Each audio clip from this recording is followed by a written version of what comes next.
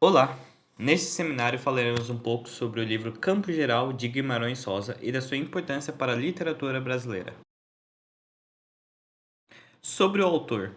João Guimarães Rosa nasceu em 27 de junho de 1908 em Cotisburgo, no estado de Minas Gerais. Mais tarde, em 1930, formou-se em medicina na cidade de Belo Horizonte. Em 1946, publicou seu primeiro livro de contos, Saragana. Em 1956, seu romance Grande Sertão Veredas, sua obra mais conhecida até então. O escritor também foi cônsul na Alemanha de 1938 a 1942, secretário de embaixada em Bogotá até 1944 e chefe de gabinete do ministro João Neves de Fontoura entre 1946 e 1951. Anos depois, em 1963, foi eleito para a Academia Brasileira de Letras. Guimarães Rosa faleceu em 19 de novembro de 1967, no Rio de Janeiro. Pouco antes de falecer de ataque cardíaco, foi indicado ao Prêmio Nobel de Literatura. Bem, sobre o livro, ele foi publicado pela primeira vez em 1959, em meio à obra Corpo de Baile, e posteriormente no livro Manuelzão e Miguelinho, em 1964. Foco narrativo é a terceira pessoa com predominância do tempo psicológico, embora haja o cronológico. É um livro que faz parte da terceira fase do modernismo. Sobre a obra, Manuelzão e Miguelinho foi lançado um ano depois de o autor ser eleito para a Academia Brasileira de Letras. Contudo, o autor só tomou posse após 4 anos e, infelizmente, faleceu 3 dias depois. Nesse contexto, acabara de passar pelos diferentes governos anteriores ao golpe militar, e se instaura um remanescente cenário de tensão social e de política. Ainda assim, o interior era marcado pelos mesmos pensamentos sociais de sempre. Esse cenário em que o sertão fica de lado pelos governantes influencia na qualidade de vida dos rurais e até, em certo, ficar alheio às questões da cidade grande. Tudo isso é bem representado na obra. O protagonista Miguelin tem o cabelo preto como o da mãe, parece muito com ela e é dotado de grande sensibilidade. Miguelin demonstra ter alma de poeta. Parte de suas dificuldades revelam-se mais tarde como causada por uma irritação visual. Dito, o irmão de Miguelin, ruivo, parece mais com seu pai. Era o mais novo, mas sabia ser responsável. Morreu de tétano. Nhobeiro ou Bernardo Cas, pai de Miguelin, um homem rude, parece ter implicância com Miguelin, mas de quem gosta, embora não saiba expressar isso com facilidade. Tio Terês, tio e amigo de Miguelin, foi expulso de casa por vó Isidra por causa da relação adúltera com a Nhanina. Tomezinho, ruivo como o pai, menino de 4 anos, tinha mania de esconder de tudo o que encontrava. Nhanina, mãe de Miguelin, era muito bonita, não gostava do Mutum, sentia muita tristeza em ter que viver ali, não dava muita importância para a fidelidade conjugal, pois traiu o marido com o próprio irmão e depois com Luzi Altino. Vó Isidra se zangava com todos, não gostava que batessem em Miguelin, vestia-se sempre de preto. Chica, irmã de Miguelin, tinha os cabelos pretos como o da mãe. Liovaldo, irmão mais velho de Miguelin, mas não morava com a família no Mutum. Maitina, empregada da casa, preta velha, gostava de cachaça e cultuava rituais pagãos africanos. Drelina, apelido da irmã mais velha de Miguelin. Seu nome era Maria Adrelina Quessim Cas. Era bonita e tinha cabelos compridos.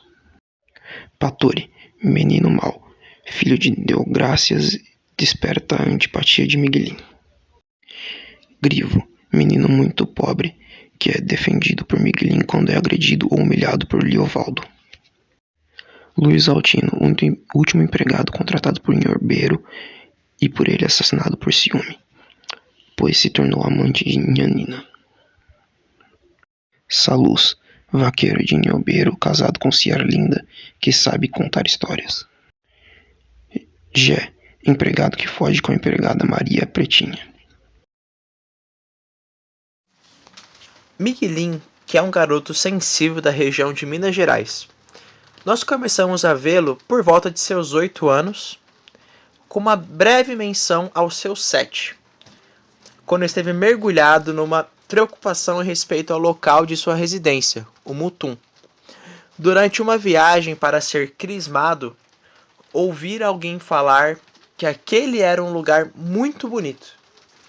Tão feliz fica com a novidade que se torna ansioso em contá-la para a mãe, Janina, crendo que assim faria com que ele deixasse de ser triste por morar ali.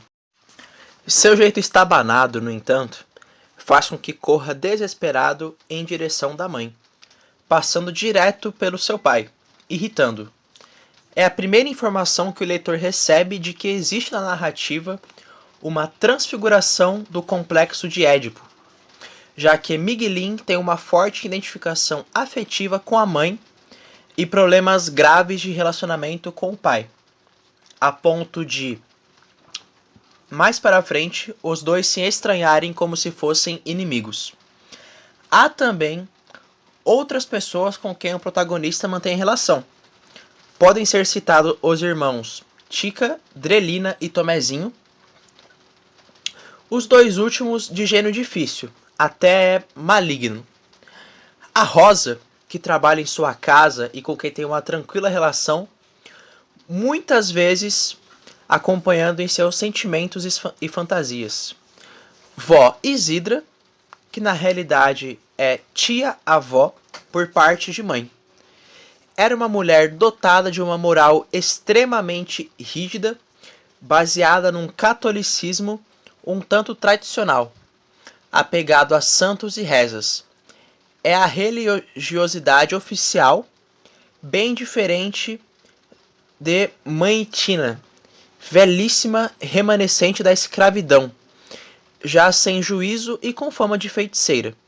Seu misticismo é muito mais primitivo, pois é baseado em magia. Mas duas personagens são as mais importantes no círculo de relacionamento de Miguelin.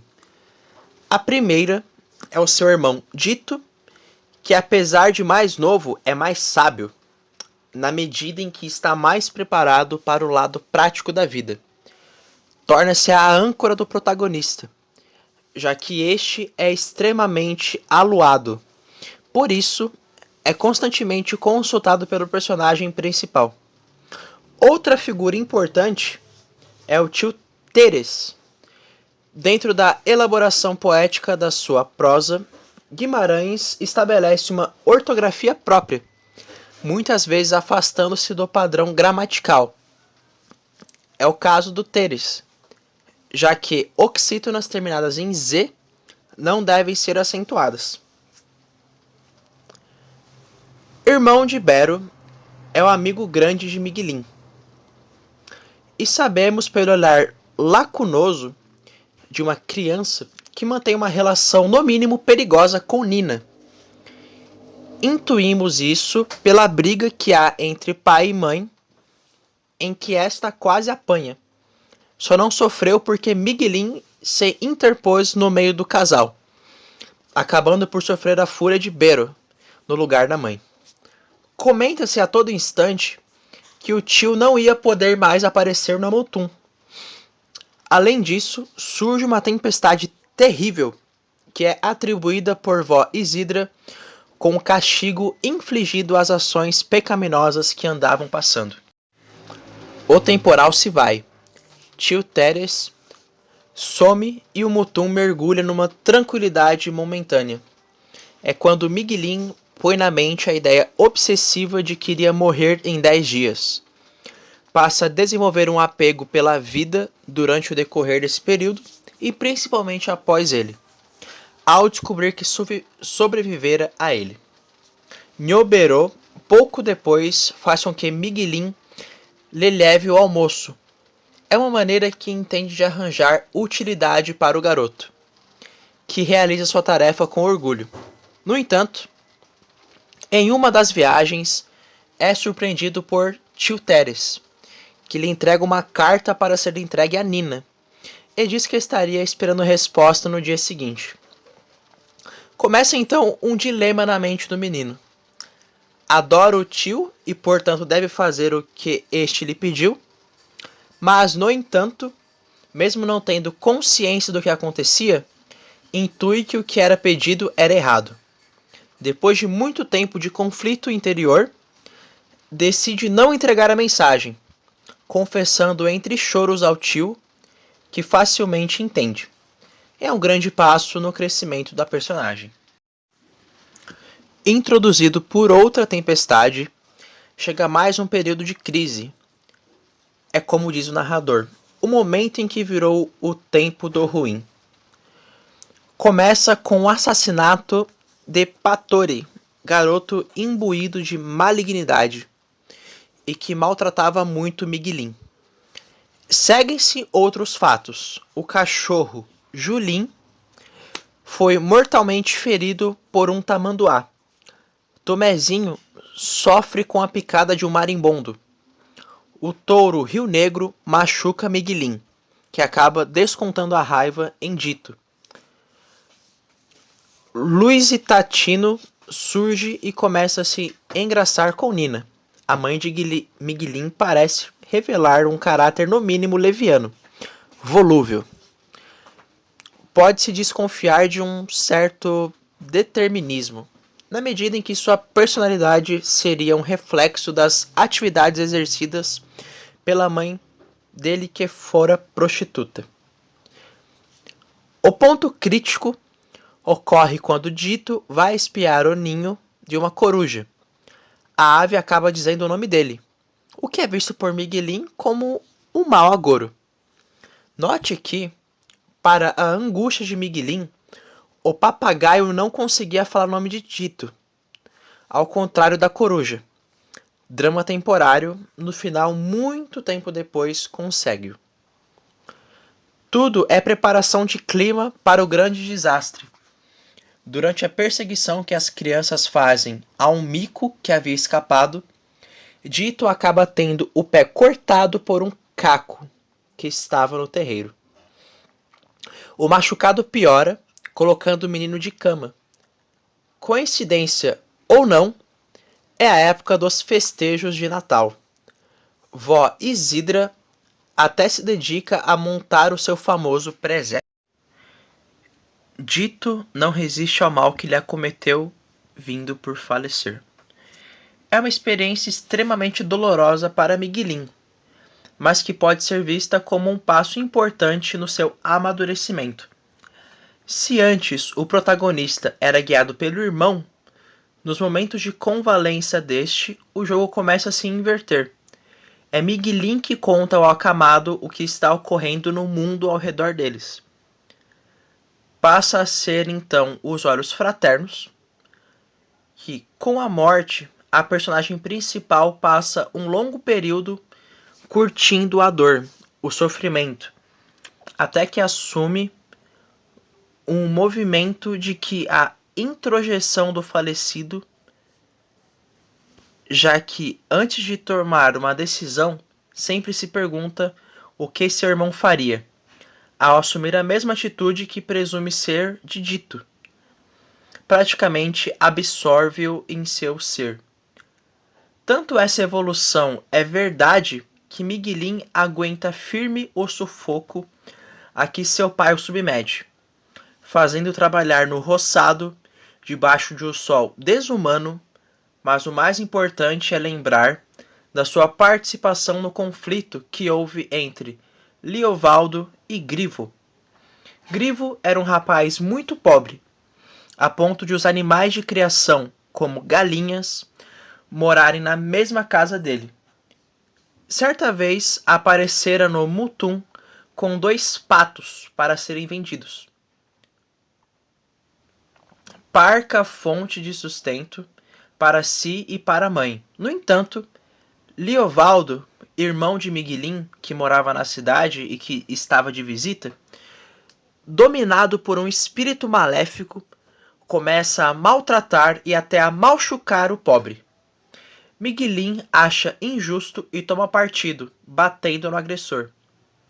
Seu pai fica indignado pelo fato de o menino não respeitar o sangue familiar e, incoerentemente, dá uma surra nele que chega a espancamento. O protagonista, no entanto, não se sente mal, pelo contrário, tem raiva, pois sabe que está certo e que o pai está imensamente errado. Por isso pensa em vingança, imaginando até a morte do pai. É quando ri em meio à surra, o que faz todos, até o agressor, pensarem que o menino endoidara, talvez até com os golpes. O conflito instara a conquista de Miguelin por espaço e até respeito no ambiente familiar, após 3 dias que passa na casa de um vaqueiro para protegê-lo da fúria do pai, retorna, mas não se mostra submisso. Como provocação, Bero quebra os brinquedos e gaiolas do filho. Este solta os passarinhos que tinha presos e quebra os brinquedos que sobraram. É um sinal de que havia crescido e que, portanto, não precisava mais daquelas diversões.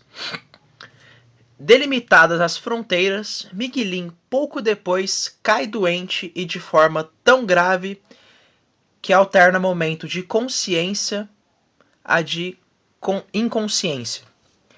Nos instantes em que vem à tona, percebe picote de realidade, mas que nos faz entender vários acontecimentos.